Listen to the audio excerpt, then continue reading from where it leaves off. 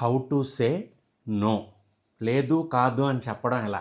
సాధారణంగా ఈ సమస్య సున్నితమైన మనస్కులకి, మంచి వాళ్ళకి వస్తూ ఉంటుంది.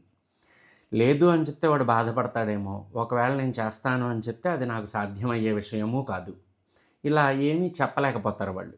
కాబట్టి దీని నుంచి ఎలా విముక్తి పొందాలి, లేదా లేదు కాదు నా వల్ల కాదు నేను చేయలేను అనే విషయాన్ని ఎదుటి వ్యక్తికి అర్థమయ్యేలాగా ఎలా చెప్పచ్చు అనే విషయాన్ని మహర్షులు మనకి స్పష్టంగా చెప్పారు.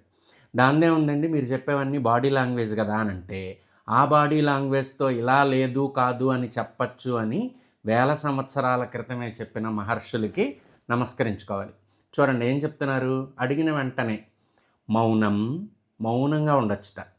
కాల విలంబశ్చ, టైంపాస్ చేయొచ్చు ఏమీ చెప్పకుండా, లేదు కాదు అని వెంటనే చెప్పేక్కర్లేదు. మౌనం, కాల విలంబశ్చ, ప్రయాణం. ప్రయాణం అంటే అడిగిన వెంటనే ఏమీ చెప్పకుండా లేచి వెళ్ళిపోవచ్చు. ఇది కొంచెం ఎదుటి వాళ్ళని బాధ పెట్టచ్చు. అయినప్పటికీ మౌనం, కాల విలంబశ్చ, ప్రయాణం, భూమి దర్శనం. అడిగిన వెంటనే చేస్తాను చేయను అని చెప్పే మాటల్ని నేలను చూస్తూ మాట్లాడుతూ చెప్పచ్చు. భూమి దర్శనం అంటే లేచి నించుని వెళ్ళిపోవచ్చు ఏమీ చెప్పకుండా, లేదా నేలను చూస్తూ మాట్లాడచ్చు. అలాగే భృకుటి, కనుబొమ్మలతో చెప్పచ్చు. ఇవి దగ్గరగా పెట్టడం లేదా దీర్ఘంగా విరిచి చెప్పడం.